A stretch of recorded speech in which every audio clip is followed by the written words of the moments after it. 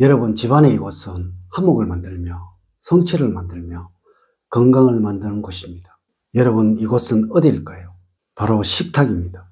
한 가족이 모두 모여 웃으며 이야기하고 소통을 할 수 있는 곳, 바로 이곳이 식탁입니다.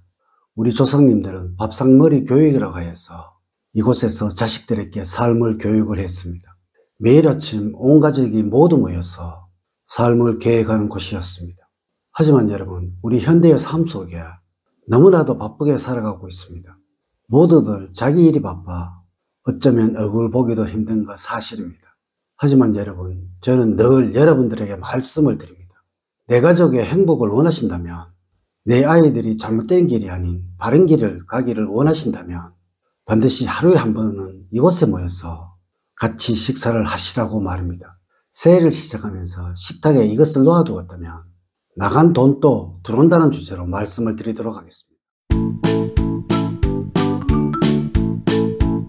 여러분 반갑습니다. 모모도도입니다. 저는 풍수학을 말하며 공부를 하고 가르치는 사람입니다.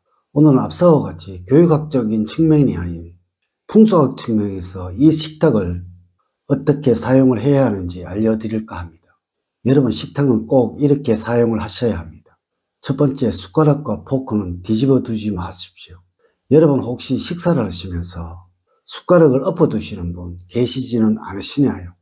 이 숟가락은 단지 음식을 먹는 도구일 뿐만 아니라 우리 풍수학에서는 건강을 담는 도구라고 말을 하고 있습니다. 이래서 우리 조상님들은 살아있는 사람의 숟가락은 절대 엎어두면 안 된다고 말씀을 하셨다는 것입니다. 또 요즘 포크도 많이 사용들 하시지요. 간혹 이 포크를 바라두기가 불편해서 늘 엎어두신 분들도 있으시던데요. 여러분, 절대 이 숟가락이나 포크는 엎어두시면 안 된다는 것입니다. 물론 위생학적으로도 입에 닿는 부분이 엎어져 있어 바닥에 닿아서 좋을 이유는 없지만 우리 풍수학에서도 이는 건강에 문제가 생기게 하는 그 행동이라고 말을 한다는 것입니다. 일전에 한 TV 프로에서 프랑스의 의사분은 자기 나라에서는 이렇게 포크를 엎어두는 것은 식사가 끝났다는 것을 알리는 행동이라고 하더라고요. 그분들 역시, 그 나라 역시 우리와 같은 생각을 하지 않았나라는 생각이 들더라고요. 여러분, 오늘부터는 식사를 하는 도중에 이 숟가락이나 포크를 엎어두는 그러한 행동 절대 하지 마십시오. 식사는 느리더라도 천천히 꼭꼭 씹어서 하십시오. 두 번째, 식탁에 흠이 간 곳이 있다면 고치세요. 여러분, 혹시 그것을 아십니까? 이 식탁에도 자리가 있다는 것을 말입니다. 꼭 이래야 합니다. 혹시 이해가 안 가신다면 곰곰이 생각을 해보십시오. 여러분의 집안에서는 식탁에 앉을 때 의식적이지는 않더라도 지정된 자리가 있지는 않는지 말입니다. 이것이 바로 식탁의 서열입니다. 이 자리는 주석을 기준으로 하여 왼쪽이 다음 순서, 오른쪽이 다음 순서, 이렇게 앉으시는 것이 가장 좋습니다. 여러분 가정에서는 혹시 아무렇게나 그냥 막 앉으시나요? 그럼 여러분 가정에서는 질서라는 것이 절대 생겨나지 않습니다. 부모가 자식을 사랑함이 부족해지거나 자식이 부모를 공격함이 또 부족해지거나 형제간에 물질서가 생기거나 하는 일들이 말입니다. 여러분 꼭 자기 자리에 앉아서 식사를 하는 습관을 들이셔야 합니다.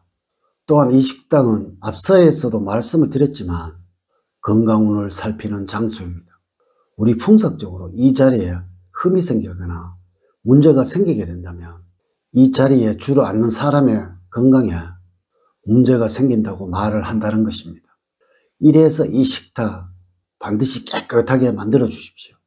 혹시 식탁에 흠이 생겼다면 그 자리에 무엇인가 다른 것을 붙이셔서 표가 나지 않도록 만드는 것도 하나의 좋은 방법이며 새로이 칠을 것도 하나의 좋은 방법입니다. 세 번째, 식기는 꼭 자기 것을 쓰세요. 여러분, 풍수하고 가장 중요한 기본 요소는 누가 주체이냐라는 것입니다. 항상 그 물건을 사용하는 주인을 바라보는 것입니다. 수저나 식기 역시 그러합니다. 꼭 이것을 사용하는 사용 주체를 정하여 두셔야 한다는 것입니다.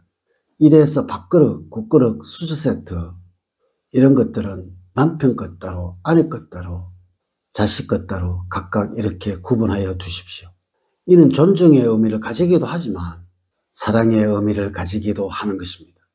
여러분, 풍수학이라는 학문은 작은 무의식적인 행동으로 인해서 사람의 의식 속에 새로운 틀을 만들어 넣는 것이며, 이로 인해서 그 사람의 무의식적인 행동을 조절하기 위한 그러한 학문이라고 할 수가 있는 것입니다. 앞서와 같은 행동으로 인해 여러분의 배우자는 존중을 받고 있다는 느낌을 받게 될 것이며, 또한 여러분들의 자제분들은 내 것과 남의 것을 구분할 수 있는 절제력과 통제력을 배우게 되는 것입니다. 물론 이는 건강운을 살려주는 최고의 수단 중에 하나이기도 한 것입니다. 네 번째, 자기가 먹은 그릇은 꼭 스스로 치우시도록 하세요. 여러분, 물론 이 내용은 과거에는 없었던 것입니다. 하지만 저는 유독 모든 가정에 이것을 강조합니다. 왜냐고요? 이러한 행동들을 계속 지속적으로 행하면서 이 가정에는 분명 사랑과 위함이라는 그런 마음이 생겨날 것이기에 그러한 것입니다. 여러분, 꼭 아셔야 합니다. 가정의 일은 누구 하나의 일이 아닌 가족 모두 공동의 일이며 가족 모두가 같이 해야 하는 일이라는 것을 말입니다.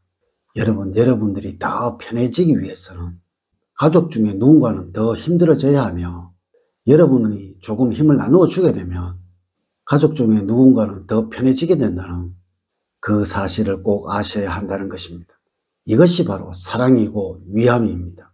여러분, 이런 작은 행동 하나로 인해 여러분의 자녀분들은 틀림없이 배우자로부터 사랑을 받는, 존경을 받는 그런 사람으로 성장해 갈 것입니다. 여러분, 솔선수범, 몸으로 행동으로 가르쳐야 하는 것입니다.